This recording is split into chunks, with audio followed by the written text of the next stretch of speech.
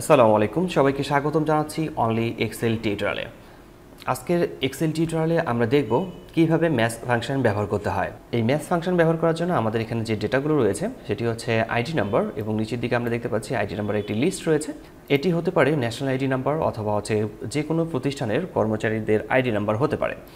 তো আমরা যাচ্ছি যে ম্যাথ ফাংশন ব্যবহার করে এখানকার যে আইডি নাম্বারগুলো রয়েছে সেগুলোকে দেখতে যে সেই আইডি নাম্বারগুলো এই আইডি নাম্বারগুলোর সাথে ম্যাচ করে কিনা।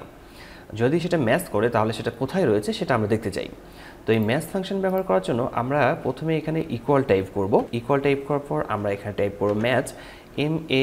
যখন আমরা টাইপ করব তখন নিচের দিকে ম্যাথ কথাটি শো করছে, ম্যাথ ফাংশন শো করছে এবং নিচের দিকে আমরা ম্যাথ লেখাটি দেখতে পাচ্ছি শো করছে। এখন এখানে যদি আমরা ডাবল ক্লিক করি তাহলে এখানে ম্যাথ অ্যাক্টিভেট হয়ে যাবে।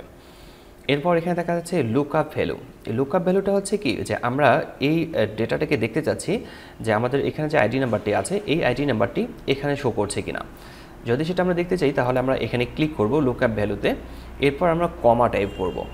এরপর এখানে দেখা আছে লুক আপ অ্যারে। আমাদের লুক আপ অ্যারে দিতে হবে যে সেটা হচ্ছে আমরা এই কলাম থেকে আমরা মূলত চাচ্ছি যে আমাদের এখানে ভ্যালুটি আছে কিনা, আমাদের যে আইডি নাম্বারটি আছে সেটি এই কলামের ভিতরে আছে কিনা এই লুক আপ অ্যারে সিলেক্ট করতে হবে। তো আমি এই কলামটিকে সিলেক্ট করে দিচ্ছি। এরপর কমা টাইপ করতে হবে। লুক আপ অ্যারে সিলেক্ট করার পর নিচের দিকে কমার টাইপ করতে বলছে, আমরা কমা টাইপ করলাম। কমা টাইপ করার পর আমরা এখানে দেখতে পাচ্ছি আমাদেরকে সাজেস্ট করতেছে লেস দ্যান, এক্সাক্ট ম্যাচ এবং হচ্ছে গ্রেটার দ্যান। তো আমরা চাচ্ছিলাম মূলত এক্সাক্ট ম্যাচ। আমাদেরকে লেস দ্যানের জন্য 1 টাইপ করতে হবে, এক্সাক্ট ম্যাচের জন্য 0 টাইপ করতে হবে এবং গ্রেটার দ্যানের জন্য -1 টাইপ করতে হবে। তো আমরা এখান থেকে চাচ্ছিলাম এক্সাক্ট ম্যাচ, সেক্ষেত্রে আমরা টাইপ করব 0।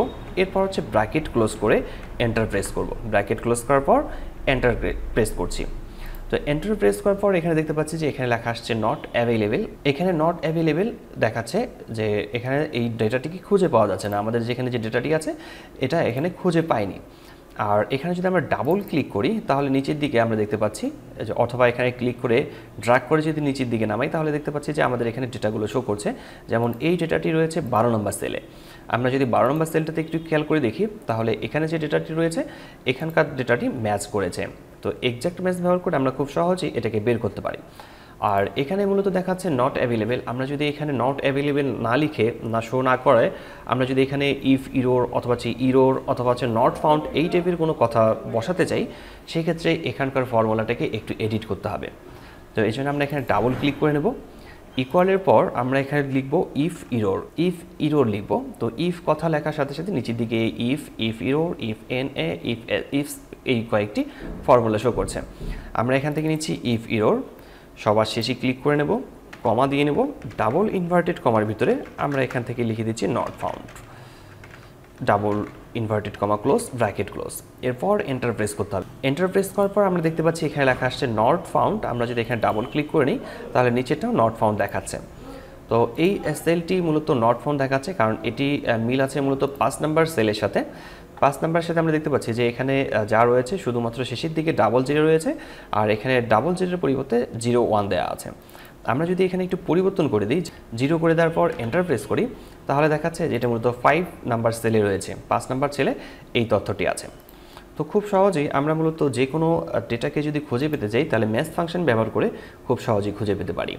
আশা করি বিষয়টি বুঝতে পেরেছেন। কোথাও সমস্যা হলে কমেন্ট বক্সে কমেন্ট করে জানাতে পারেন, আমি প্রতিটি কমেন্টে রিপ্লাই করি। আজকে টিউটোরিয়ালটি এখানে শেষ করছি। দেখা হচ্ছে মাইক্রোসফট এক্সেলের নতুন কোনো টিউটোরিয়ালে। ততক্ষণ পর্যন্ত ভালো থাকবেন, সুস্থ থাকবেন। ধন্যবাদ সবাইকে। আল্লাহ হাফেজ।